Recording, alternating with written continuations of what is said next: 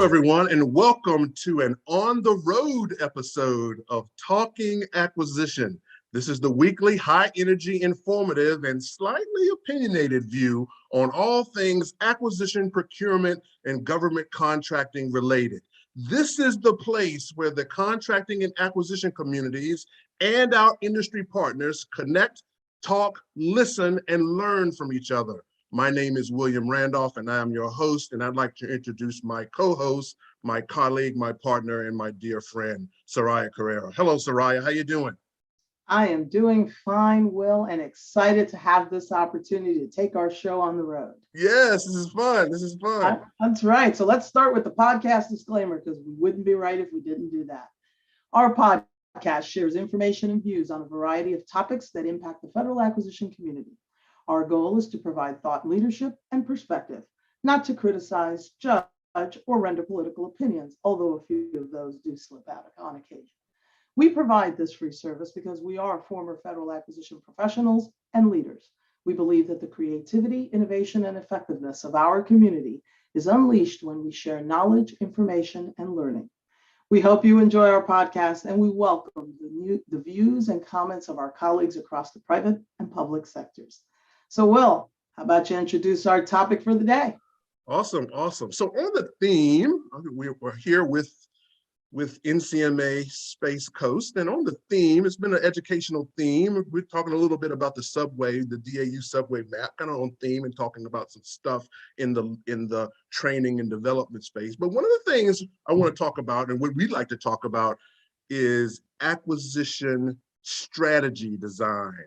Okay, when you think about the building blocks, the things that are necessary in our business, when you get the demand signal, there's a mission need, and they're starting the process of doing acquisition design from a strategy perspective. That's what we want to talk about today. What do you think about that? One of my favorite topics. It's all right. In the plan, man. It's all in the plan. That's right. That's right. So you want to start off, or shall I? Sure. Happy to start off, because plan's a four-letter word. Let's talk. All right. So when we talk about acquisition strategy development, a lot of people immediately jump to the acquisition plan. I don't. Acquisition plan is a document. I want to talk about the activity, the strategizing, how you pull things together. So the first thing I think about is, who's my acquisition team? Who's going to be on that acquisition team? It's more than a contracting officer, a program manager, and a lawyer. You're going to need people from your Office of Small and Disadvantaged Business Utilization. You need to hear from your small business specialist. You're probably going to need someone from IT, like your chief technology officer, your CIO, or somebody in that sphere, because pretty much everything we buy these days has some level of technology. You're probably going to need the person that's going to be the COR on the procurement, because they can help you with valuable lessons learned and other things. And you're probably going to need some folks from security, because you're probably going to have some security issues, be they cybersecurity or even personnel security. Right. And of course, logistics, possibly finance, because of your financing mechanisms. So putting that team together is probably the first and most critical step. One of the groups that I try to include in that team, if I know them, are the folks that are going to lead the evaluation teams. Oh, yeah. And that's a little bit different, but it's extremely important, because they're going to make or break your acquisition, if you think about it. They really need to understand not just the requirement and your strategy. They're going to need to understand how they need to evaluate this procurement and what's going to be expected of them. Your thoughts on that? Yeah, I love it. I love it. You know, I always use this phrase of get everybody on the van as early as possible. You know, we've got. I say that differently. I say that differently, man. I say get everybody on the train, but not they're under it. Okay. I think same concept. We're about to take a journey, and it always costs more if we pick up people along the way that they didn't start. They didn't start the journey. Okay. It always costs more. So whenever we get anybody on late, they've got an idea, they've got an opinion, they've got something that we didn't think about earlier. So my desire has always been, when you think about the team from an acquisition strategy perspective, is get the team together and get them on the van. Now, somebody may be driving, somebody may be riding shotgun. It could be people back there not paying attention, but at least they're on the van. They're listening, they're hearing the work happening. So if something pops up, it's like, hey, maybe you should take a left there instead of a right. Exactly. You hear it as soon as possible. So yeah, I'm a big fan of that. I think that there are two other pieces that I'd like to add to the team when we think about acquisition strategy design, and that is knowledge and time.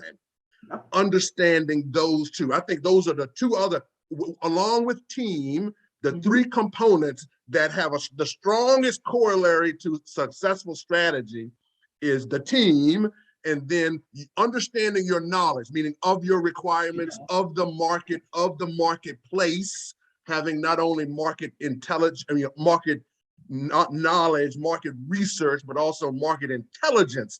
How does the environment affect our buying? And then the time. I think hopefully you will attest to time, our greatest friend, our worst enemy, all wrapped into one. When we have it, oh, we can do amazing things if we have time.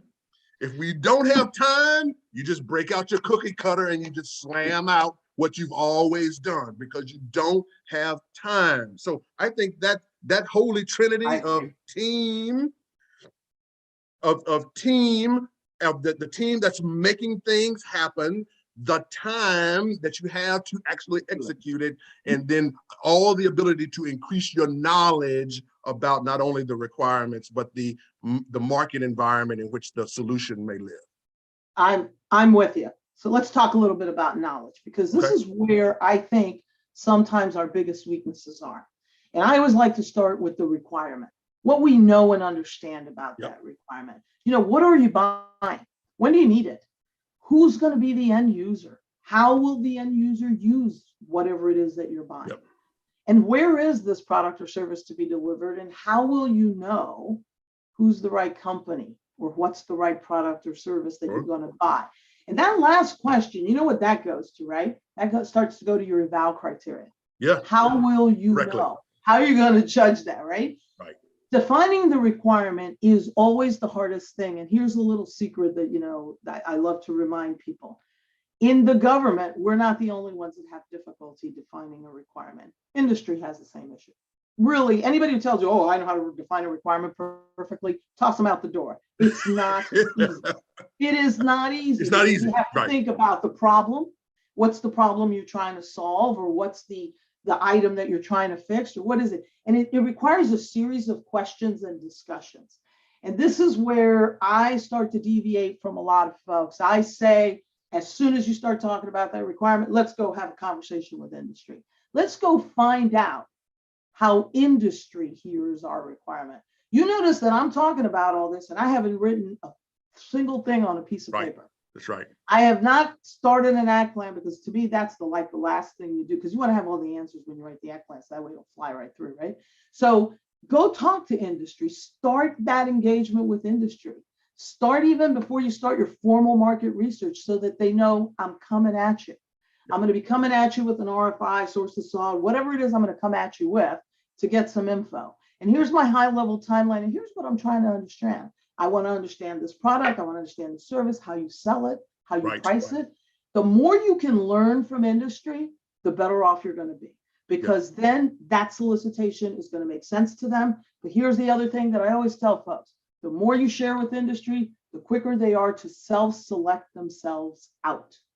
If they can't bid it, if they are not going to be able to win it, if they don't really think they're the right company, they'll take themselves out early because they don't want to spend any money on this thing. And along the way, they might even give you some suggestions. So I'm a big fan of engage with industry the moment you start thinking about that requirement and what kind of information you need, so that you can quickly move into your market research phase and then start doing the formal homework of putting together your market research report and determining if it's small, if it's large, what have you. And you know that I have a few comments when we start talking about the actual acquisition plan itself, right? Absolutely. So, but I'm gonna turn it over to you if you want to talk a little bit about market research, because I know you're a little passionate about that. Yeah, I am. I'm a big fan. I have this idea. I have this symbolism that I use, that requirements, when they materialize from a mission demand signal, something happens, the agency, the organization, the department says we're going to do X, and then immediately there's like, oh, but we need Y. So as soon as you do that, that first look at the requirements, in my opinion, my symbolism for it is Swiss cheese. It's just chock full of holes. Okay, it's a thing. It's a thing already, but it has holes. And so the market research process is really designed to fill the holes in the Swiss cheese. How informed can we be about the requirements, what the ask is, so we can get the ask right? Because that's really the government's responsibility, is to get the most perfect ask, okay? So the information allows us to, one, have an understanding of really what the demand signal is and what the need is, but then to mature the requirements to such a degree that they can be effectively communicated to industry. So I think that market research piece is huge. And I make a big distinction between market research and market intelligence. Correct. From a standpoint of market research, it's like the salient characteristics. How much is it? What color is it? How many do you sell? In what boxes? In what lots do they come? What's the price? All the typical stuff. Who are you? Yes. Who are you? Yes. Are you a supplier? Socioeconomics. Exactly. Absolutely. Absolutely. Exactly. So that market research piece is almost the most elementary piece of the equation, in my opinion. That second piece is that market intelligence is like, okay, how do we go into the marketplace and ask for it? How is it sold? Is there seasonality? Maybe there's a time of the month that's better to ask for it than to not. Are there some socioeconomic characteristics that are at play? Are there some economic characteristics? Maybe it's influenced by the price of oil or something. You just never know. And if you don't do right, exactly. So if you don't do that market intelligence, going to that next level of going to industry, going in a tent and living with them for a while and say, okay, tell me how this thing is done, I think we miss out, and it decreases the opportunity for us to maximize the buying experience if we don't lean into that market intelligence piece. No, I 100% agree. The other comment that I would make here, another opportunity to engage with industry, because they sometimes can't answer all your questions, or sometimes you need to know a little bit more. And this is a great opportunity to talk to them again. And look, I'm not saying you're going to do this on every acquisition, but on a lot of these major acquisition programs, you want to be engaging with industry at every step of the way. Absolutely. And the more you talk to industry before that solicitation goes out, the more information you're going to get. Because as a lot of my great colleagues in industry tell me, I'm willing to talk as much as you want to talk till that solicitation comes out. After that, I'm not giving away the secret sauce, right? So again, engage with industry. Thank them for responding to your RFI. I think it's extremely important that we don't let industry think their information fell into a black hole. Oh. I used to hear that comment all the time. I responded to your RFI 6 months later. I haven't heard from you. All they want to hear is thank you, we got your responses, and the next time you hear from us is when we do X or in this time frame. They don't even want the exact date and time. They just want to know what's the time frame. Because here's the deal. Just as we have a stack of acquisitions we're working on, so do they. They have a stack. They are pursuing multiple opportunities, and they want to be responsive to you. So what they're trying to do is plan and juggle and make sure the right teams are available to talk to you. I think that's an extremely important part. I don't want to see industry waste money, because at the end of the day, that money gets charged back to us. It goes into overheads, it goes into the G&A expenses or whatever. So you end up paying for it. So the more efficient we can be with them, the more efficient they can be with us. The more precise we are with them about the opportunity and when to talk to us, the more precise they're going to be back with us on information. So now we get to the acquisition planning stage, right? I'm like moving us along. So anyway, so we're going to get this market research thing done, because that's like really, that's fun stuff, by the way. It's fun. It is. Right? So now we're going to go to acquisition planning. So we're going to pull our team together. We're going to share the market research information. We're going to come up with our strategy. So let's talk about acquisition planning, because this is like my favorite part. But notice I said planning, not plan. Not the artifact. Right. Because plan is a piece of paper. I want the action. I want the activity. I'm an action person. I hired people to write that stuff for me because I hate it. I don't like writing. Anyway, no, I love to write. But I prefer to take the activity. So now we're going to pull our team together with all the information we have. And here are a couple of things. You know, you and I like to do nuggets at the end of the show. Since we're doing this show a little different, I'm going to give you my nuggets right now. All right. Talk about acquisition strategy and plan. Can we please remember that there is an entire federal acquisition regulation part called Part 16, and there are multiple types of contracts in there. Yeah. Everything doesn't have to be an IDIQ or a TNM. Please, let's pick the right contract type for what we need and what we're buying. Match it to the requirement and what you really think you need. If you write the wrong contract for the right thing, it's still the wrong contract. Yeah. See what I'm getting at? Because you're probably not going to pay the right price. You might not get it delivered on time, and you might not have the right terms and conditions. Yeah, I love that. Our Part 16 is your friend. And it is part of your planning and strategy development to think about your contract type.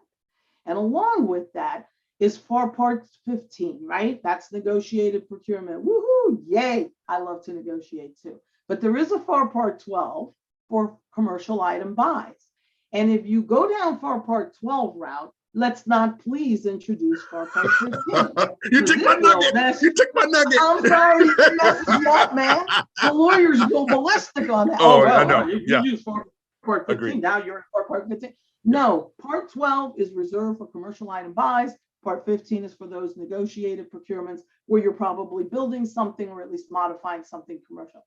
It gives you great flexibility. Use it wisely and take advantage of the innovations. You know, I spent a lot of years reading a lot of proposals, okay? And I will tell you, that was boring stuff. I preferred to meet with the vendor and hear about their solution. Sure. I preferred to see demonstrations. So the periodic table of acquisitions, I think they're talking about this, the periodic table of acquisition innovation, which is up on the FAI website, is a phenomenal tool. And it is based on a lot of the work that we did in the Procurement Innovation Lab at DHS and across the federal government, other agencies, doing things like voluntary down selects, technical challenges, confidence ratings, oral presentations. These are great ways for the program officials to get excited and energized about evaluating proposals, and more importantly, for us to really pick the right companies. So I encourage that use of FAR Part 15. Again, extremely important that that strategy match that requirement and that mission outcome that you wish to achieve. But please remember, Part 15 is your friend. It is not the same as Part 12. Use Part 12 the right way. And please, let's use some of those innovations that are out there. And I'm going to let you take the next piece. Oh, you took my nugget. You took my nugget. Okay, so, but I agree. I have this saying. It's like pick a lane and stay in it. Meaning 8, 12, 15. Pick one. It's like pick one and then stay in there, because it's the amalgam of the strategies. That's what gets you in trouble. But by the way, I'm glad you said that. I want to just throw in something. That's what gets us in a lot of protest situations when we try to fix those. Absolutely. Absolutely. Yeah. So I want to talk about the art of the possible. Thinking about what the art of the possible is. And I think it's tangential to your comment about innovation. I think under your leadership at DHS, and I haven't had an opportunity to bounce around and see a lot of organizations now in the current work that I do. I think DHS is leading in the innovative procurement area, not just innovations from a technology perspective, but from a reimagining procurement and procurement strategies. I think DHS is doing an amazing job there. And one of the things that I'd like to get your opinion on is the idea of what's in the art of the possible. I believe that the art of the possible is often defined by the confidence of the contracting officer and the contract specialist. I would agree with that. The exposure that a given team has has a strong corollary. It may not define it, but I think it has a strong corollary to what strategies, tactics, and techniques are in the art of the possible. So I think my nugget here is get as much exposure as possible, collect as many tools to put in your tool bag as possible, because you never know the thing that's going to come around, the requirement that's going to come around the corner, that you're going to need something that's not the traditional, GSA schedule, Federal Supply Schedule by or something. Right. Something unique that's going to come around the corner. And when we take square pegs and try to shove them into round holes, that's another another area where I think where the target opportunity goes high for protest opportunity. It's like, we're doing weird things. We're trying to take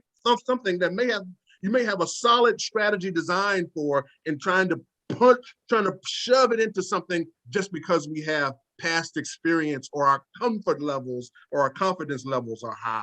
So for my community, I'm not going to say for the acquisition framework, for my community, I encourage you people to think about getting much exposure as possible across all of the areas, because you never know the thing that's going to come around the corner that's going to need some creativity. So, and let's talk about exposure, because exposure doesn't have to be that you've done it yourself. Exposure could be that you know someone that's done it, yeah, you can confer with, get input, take a look at what they did. You don't have to do it exactly the same way. In fact, that was one of our tenets in the Procurement Innovation Lab. It was that this team will do this thing. They'll go out and teach you in a webinar what they did. You go perfect on it. You go make it better. You go adapt it to your environment and tell us what you did. And that's how you proliferate the learning. But I want to add another element that is extremely important. I agree with you. The confidence of that contracting officer is what's going to bring out their creativity. But it is also the leadership that they have. That willingness of leadership to tolerate risk and to accept that there is a probability that something could go wrong. Yeah. Right. And, in this business, what I like to remind people is that when things go wrong, we probably know how to fix them. So let's not fear going wrong or something failing. Yeah. Let's invite creativity and innovation, and let's make sure we're managing the risk, that we're taking the right level of risk based on the requirement we're trying to fulfill. Yeah. I always thought about, when at DHS, what I used to tell folks, the mission that we serve deserves that we take some level of risk to achieve that mission. Absolutely. This is about the security of our country. And so I think we need to think about that, and we need to talk about that a little bit more. Folks need to understand that mission, the level of risk, but the leaders have to be willing to take risks. If you're not championing your people, if you're not encouraging that creativity, and if you're not willing to take the hit when something goes wrong, get out. Get out. I love it. Okay. I love it. I mean, from someone who has her head attached still to her neck, I stood up and I took it. Yeah. And there were criticisms. Some people thought I was crazy. What else is new, right? I said, that's fine, but I'm standing with my folks. I stood and I took it for them, and I gave them awards because they were willing to try something new. Yeah. And here's the deal that they learned. And this was something I knew. There's no secret here. The FAR is not as inflexible as everybody tries to make it out to be. Yeah. People interpret it inflexible. Absolutely. It's not a recipe book. Exactly. It's not a cookbook, for Christ's sake. It just is a document that tries to categorize all the rules and stuff. And if you can work within those four corners, you can achieve a lot of things. But you got to be creative. You got to be willing to interpret, and you got to be willing to engage in a discussion, an argument, if you will. I'll say that word. With your legal counsel. But here's the deal. They're trying to protect you. And so what you guys have to do is understand what the risks are and what are the risks that you have to mitigate. Yeah. And here again, engage with industry. As soon as you draft up that plan, or let me say it properly, as soon as you get your plan approved, but as soon as you get your plan approved, you should be going out to industry and talking about your strategy, your approach. If you can give them a draft of C, L, M, and even B, your pricing. I'm probably dating myself with these subparts. Anyway, but if you can lay out that strategy, what you need, how you're going to evaluate it, and how you think you're going to price it, industry welcomes that information, and they will give you feedback, and they will give you good feedback. Okay, because all they want to do is be prepared to be responsive to you. Yeah, so again, engage with industry. You're always going to hear me say engage with industry. The more you engage with them, the better off you're going to be. Oh, and by the way, the more you engage with industry, just for those who might not realize this, it's easier when that solicitation comes out to keep to the time limit that you want to set for proposal prep. The other thing that's good about engaging with industry along the way is that it makes it a little harder for them to say, I didn't know. Yeah. And that to me is a key feature and another element that protests are typically based on. Yeah, Right. absolutely. I'm gonna take the other side of that coin with the industry engagement for a minute. Sure. I wholeheartedly believe it is government's responsibility to engage with industry. I'm going to go now to the industry side. It says industry, it is absolutely your responsibility to offer engagement to the government. Okay, regardless if the culture of the team around the buy that you are, or around the item, around the goods and services, around the requirement or the solicitation is a forward-leaning communicative team, that's not important. Okay. It was not as important as industry taking the responsibility, owning it, and saying, let us offer to communicate with you. Now, I don't say give away the secret sauce. Hang on, but I want to throw out one of your favorite isms. Okay. Don't give the government homework. Right. Yes, that's right. You're right. Don't give homework, but please encourage, offer. If people want, offer a one-on-one, offer a demonstration. That's what I'm talking about. Those strategies and tactics, you may run up against a team that has not been exposed to that, okay? But not have the comfort in that space. But I would at least offer, we welcome to come in and talk to you more. We got the secret sauce. You told us in the RFI, don't give anything proprietary, but we want you to know we got it. We got it. So if you want to come talk to us, we welcome the opportunity to come talk. And I keep think, it brief and spiffy. Yes, that's exactly where I was going, Soraya, is that one of the things that the pandemic has given us is the Zoom call. Okay, 20 minutes. Okay, getting 20 minutes on somebody's schedule, that's not hard. That's not hard. Okay, so it should be at least offering. Now, whether it's received or not, that's out of industry's control. But the offer, no communication should go, in my opinion, and this is what I coach all the time, no communication should go to the government without offering, let's sit down and talk for 20 minutes. Okay, and if they hear that 3 or 4 times, maybe someone will say, oh, maybe we should sit down and talk for 20 minutes. Okay. So I think that's a valuable proposition. No, I think that's fantastic. And I had to throw in, they'll give government homework, because I always love that line from you. You know, don't go in there and tell the government what to do, or what do you do for me? What you got? You go in and tell the government what you're going to do for them, right? Yes, exactly. So I was looking at the chat comments and I thought I like the leadership BAM, but someone was asking about the CPAR's AI initiative. You're familiar with that, Will. We talked about it at World Congress.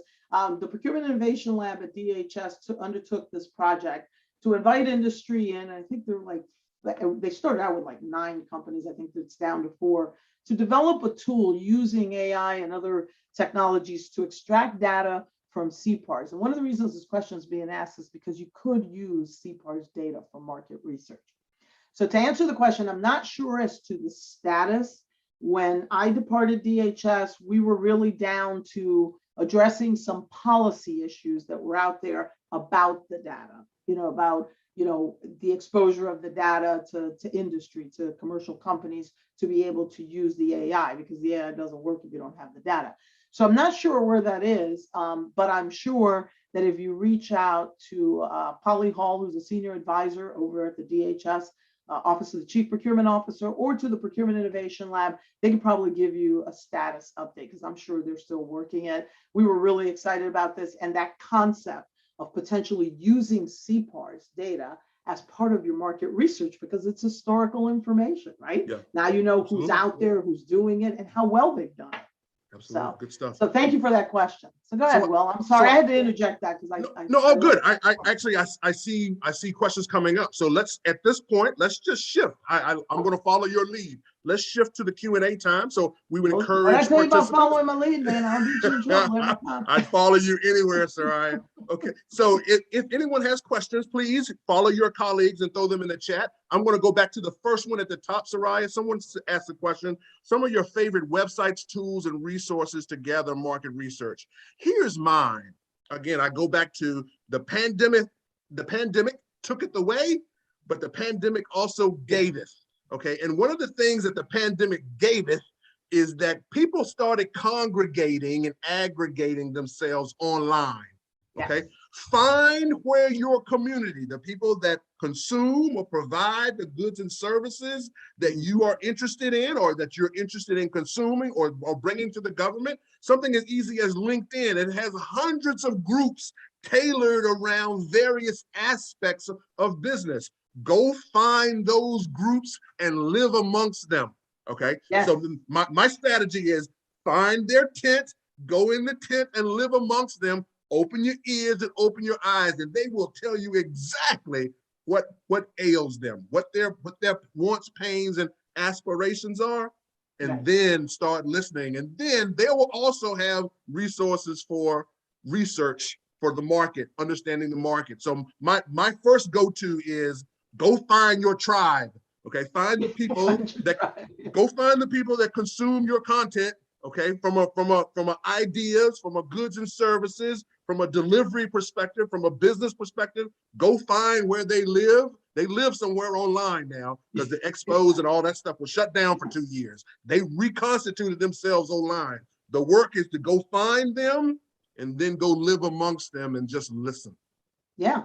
Well, and some of the other tools that you have available to you, can't deny GSA does a really good job of aggregating data and putting it online, whether it's about best-in-class vehicles, the GSA supply schedules, or other resources. So go explore the GSA website, because there is a lot of data out there, quite a bit, and they continue to add data. The other comment that I would make is the agencies that specialize in what you're buying.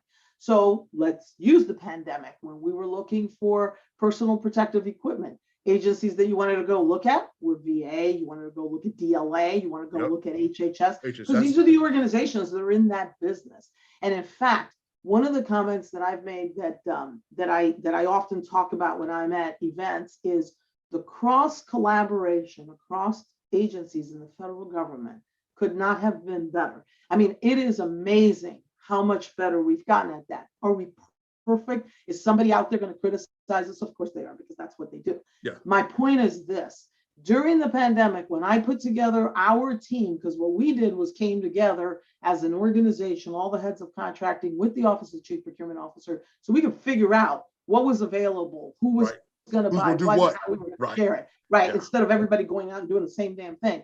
We started joining forces with other agencies, because we were being able to connect with other agencies and find out what they were doing, or where they were going, or where they were finding resources, or sometimes even saying, you've got it, can I buy it off of you so that I can use it over here while you go out and buy more? And by the way, I'll help fund your contract. The mechanisms that you can come up with to share information, and these days with everybody being online, everybody having web pages, it's so much easier to connect with folks. So I strongly recommend you think about the agencies that really buy it and reach out to them, look at their websites. You're going to find that there's a wealth of information out there. And the advent of best-in-class strategic sourcing and that kind of stuff actually helps. And then the other thing I was going to say, industry associations, another plug. It's like GSA. Industry associations, very good about sharing information. If you reach out to them and you talk to the industry associations, they will point you in the right direction. So you have a lot of mechanisms for doing market research, and industry associations are also a great way to engage with industry. When you're ready to announce a solicitation or a planned solicitation, it's a great way to do it as industry associations, whether you're talking to ACT-IAC, Professional Services Council, Homeland Security Defense Business Council. I mean, I can name them. I've worked with them over the years so much, and I think they do a great job. And of course, NCMA. Let's not leave NCMA out of the equation. Absolutely, good stuff. So I'm going to add another one. Okay, so this one is really high tech. So just follow it. To take me a moment. Follow along. I know which one you're going. Go ahead. SAM.gov has this website. It's called SAM.gov. Okay. And surprisingly, on SAM.gov, it has this interesting bar called keyword search. It's an amazing thing. Okay. So just imagine, just follow along with me. Imagine just putting some keywords into the keyword search, into the platform where all government, outside of national security interests, have to post their requirements, and hitting enter. Guess what happens? Anyone that's done anything similar to what you've done, bing, they just show up for years. Literally, it goes back years. Okay, now here's the real kicker. Here's where the technology comes in. Inside those listings, there's an email and telephone number for the identified contracting officer. Okay, think about that now. Wow, what high tech capability that is. There's a person, an email, and a telephone number required to have to be listed.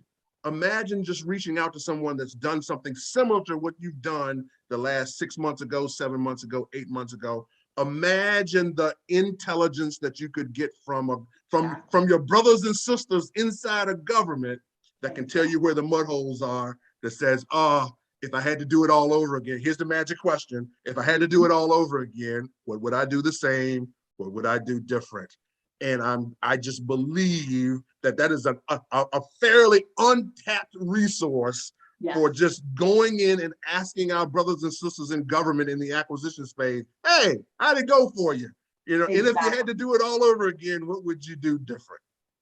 Well, and there are a lot of companies, and because I've talked to them through the years, and I've met several companies that in response to state and local government have developed websites and have developed tools where they're more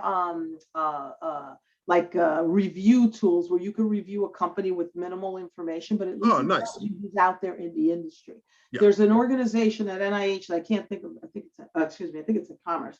That I can't remember their name off the top of my head, but it's a manufacturing organization. It's actually a group that has regional offices, and they know the manufacturers in the local area. And during the pandemic, you could go to them and say, hey, company XYZ is saying they are now converting to doing hand sanitizer. They could tell you if it was realistic.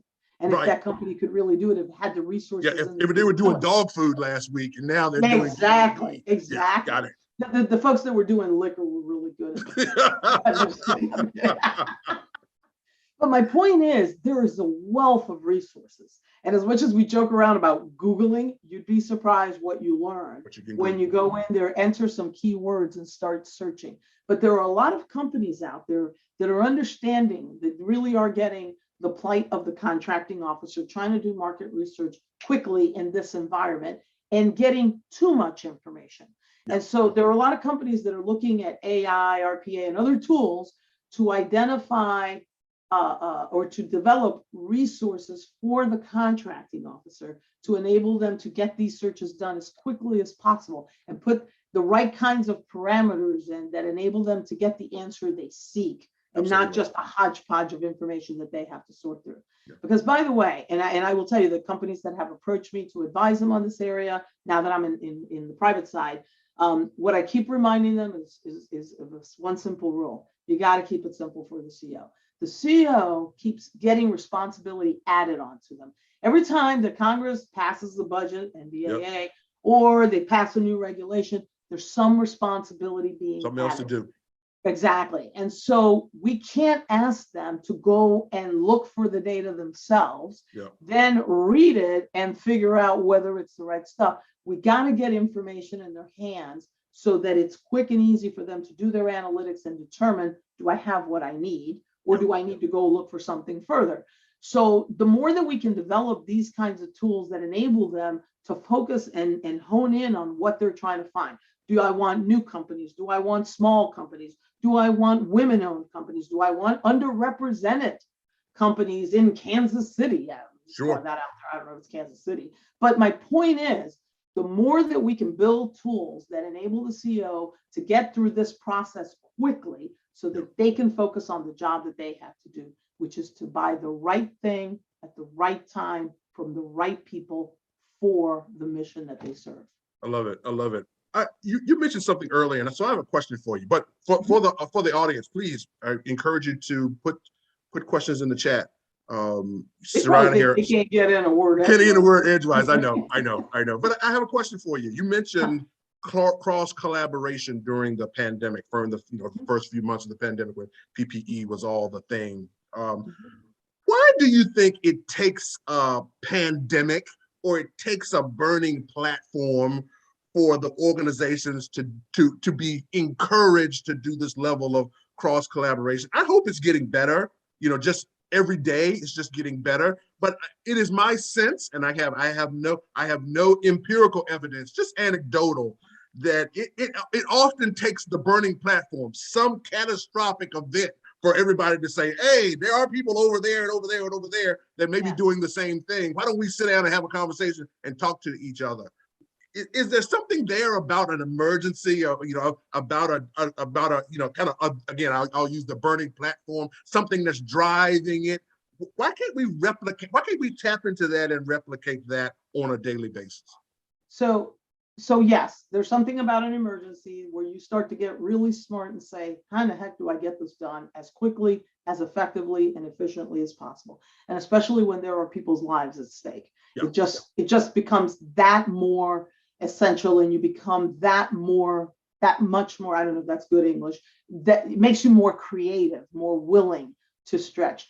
The reality is, and I say this all the time, it's about leadership in an organization. It's about leadership reminding people we can do this. Right. Think about the organizations, and I know some of you out there are in these organizations where you're stovepiped, where you actually like work within your organization, if it's procurement or finance or whatever, but you sit in that organization and you don't always reach out to your counterparts. One of the things that I tried to do as a leader at DHS, and that I have always encouraged folks in our position, whether it was the HCA, the Senior Procurement Executive, or the CXO of the agency, the Chief Procurement Officer, the Chief Information Officer, we got to talk to one another. We got to reach to one another. Whenever a situation hits our desk, you notice that when I talked about the acquisition team, I had IT in there. I had security.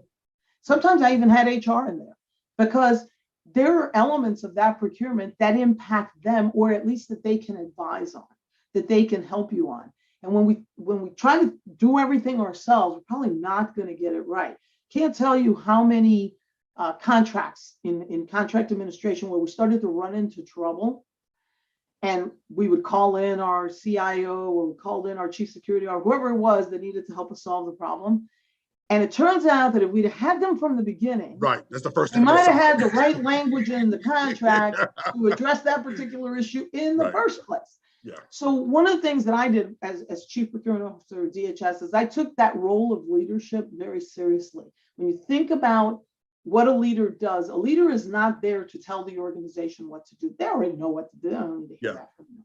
They're there to champion the team, provide them the resources that they need, and give them the guidance. Notice I said guidance, not direction, guidance to get to that mission objective, to get to that mountain that you're going to charge.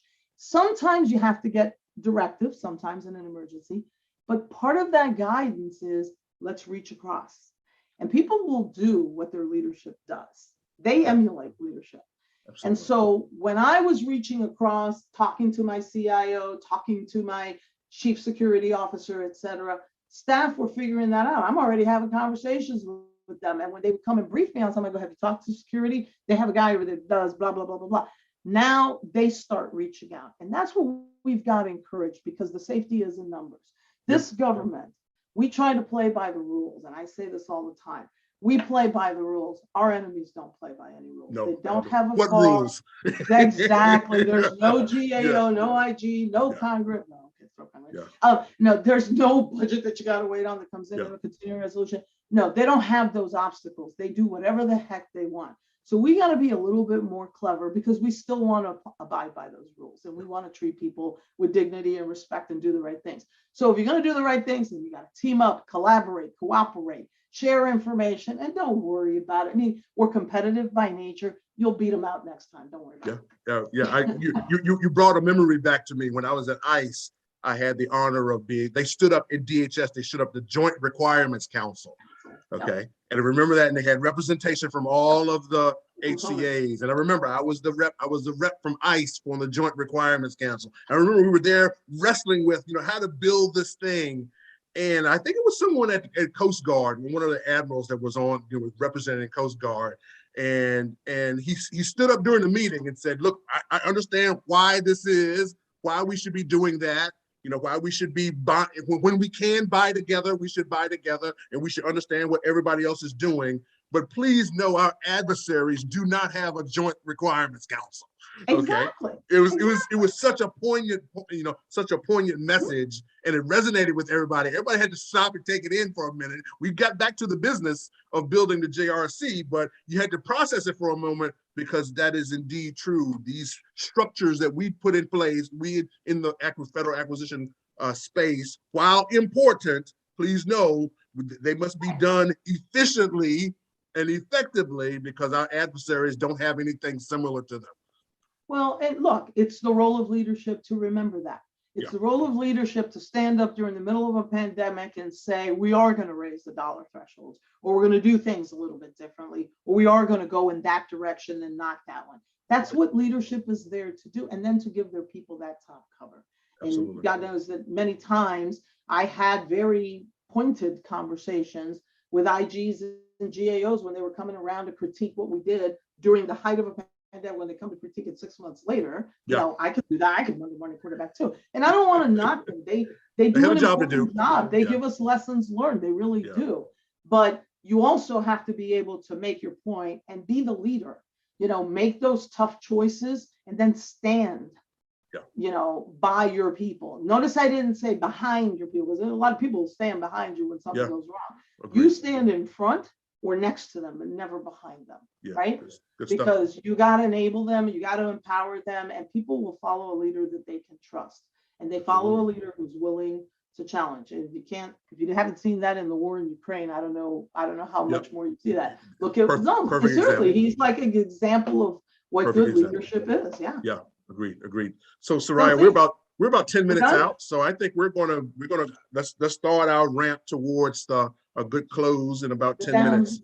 I want to talk about one thing. I heard you talk about it earlier, and I want to hopefully to put a finer point on one topic. This is going to be my outgoing, so I'll give you an outgoing too. When you talked about the plan and the artifact, the document of writing an acquisition plan, and the planning that is different. Okay, you hit it right on the head. And here's a piece that I'd like to add to it about human nature.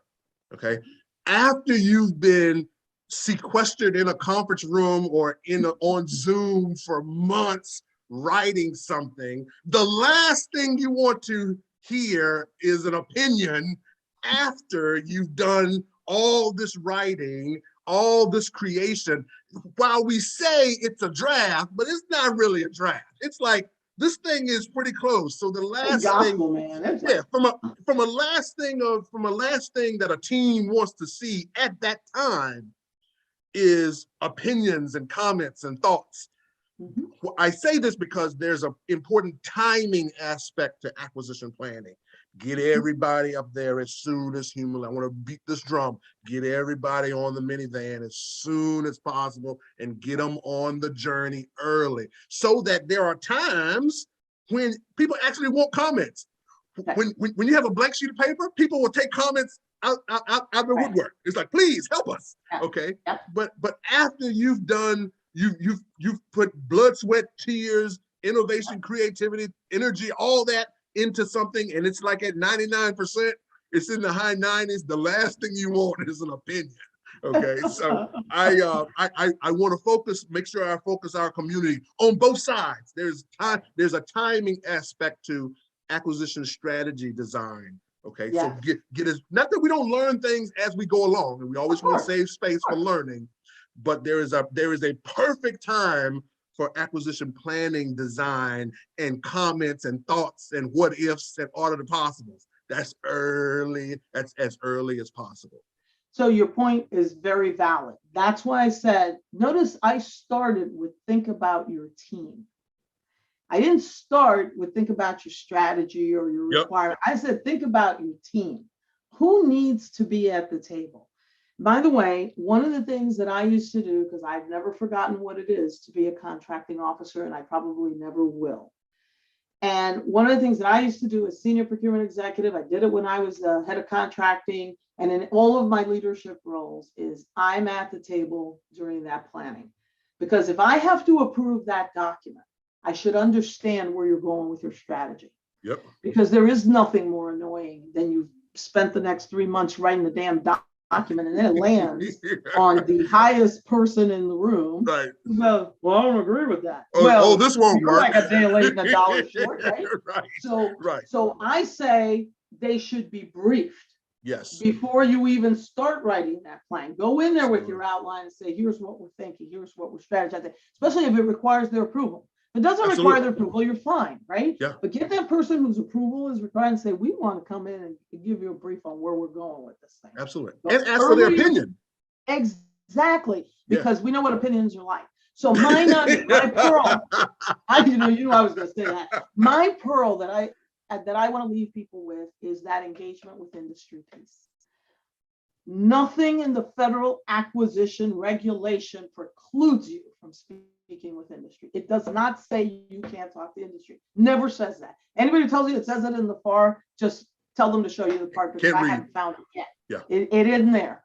What the FAR tells you is you can't give a vendor an unfair competitive advantage. In other words, you can't give one vendor information that you wouldn't give to other vendors. So if you're in doubt and you think you slipped up and said something, publish it. Publish it. That's why we've got our websites. That's why we've got sam.gov and the other tools that we have available to us in government. Just publish it. But the more you engage with industry, the earlier you engage with industry, I think you're going to have a much more effective solicitation. It's good. Your requirement will probably get better clarified because industry will ask you questions about your requirement and they'll share information Absolutely. about what they've seen at other federal agencies as well as within the industry themselves.